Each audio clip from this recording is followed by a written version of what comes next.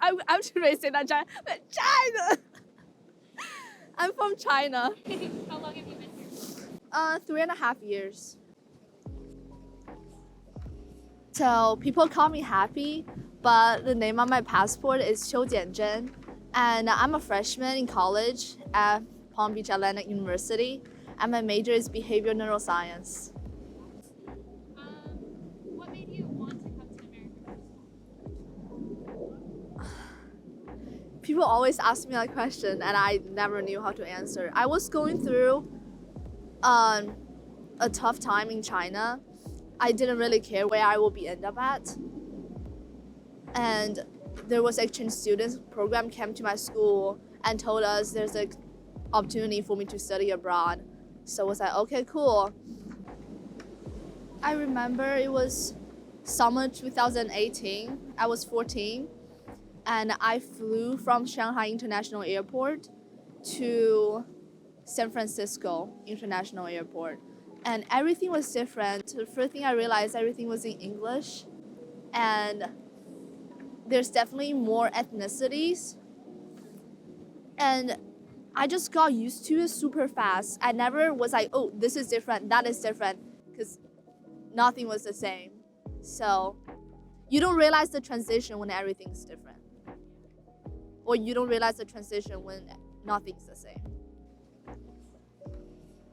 I got used to barbecue sauce. At the beginning, I thought barbecue sauce is so disgusting. And also green beans, how American make green beans. Like, you guys boil the green bean and just put salt and pepper on it. Like, you should stir fry your green beans. That is way better. But I definitely had some difficulties, not by getting used to the environment, just by how people treated me. Like, when I first came to America, I experienced racism. Because which in China, I never experienced that before. I think they start from being curious of the way I look and the way I talk, but it turned into bully. I definitely noticed things because COVID started in China before it hits America. And people will say different things to me. I remember there was one boy during lunch and he was sitting next to me and he said, I hate Chinese people because you sent COVID to America. And I will start noticing when I'm in the grocery store, people will try to avoid me in a sort of way, especially like those old ladies that wrap themselves around with protections. Every time when I walk past, they were like, yeah.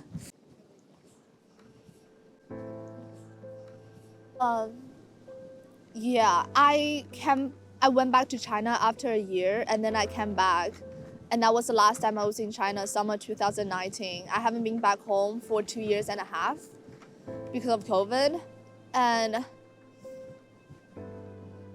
my family back in China, they missed my high school and they missed my high school graduation. They missed my move in to college. And they wasn't physically there when my soul was being reborn again, when I was being saved by the Lord. When I visit PBA, I remember driving on the street, I saw the cross from chapel. I was like, I'm not coming here. Because I thought a Christian university is gonna be stiff, it's gonna be religious, and I don't want to do anything with that. And then something crazy happened. So I grew up atheist my whole life. I hated God, which I mean the God from Christianity. And I got saved the beginning of this year. The night I got saved, I was sitting down. I had a list of questions in my phone I was about to use to debate with Christians. And God just put a vision in my head. And it ended up, none of them said a single word. I kept talking the whole night, and at the end, I was like, I'm a Christian, and this is great, and we should go spread out this gospel. So that weekend, I went to St. Louis, Missouri, and I passed out food and Bible verses to the homeless and prayed with them and shared the gospel with them. So God just changed my life in a miraculous way.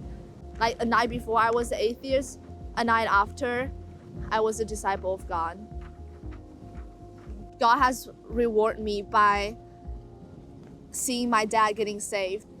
A couple of days ago, actually the beginning of last week on the call with him, he surrendered his life to Christ.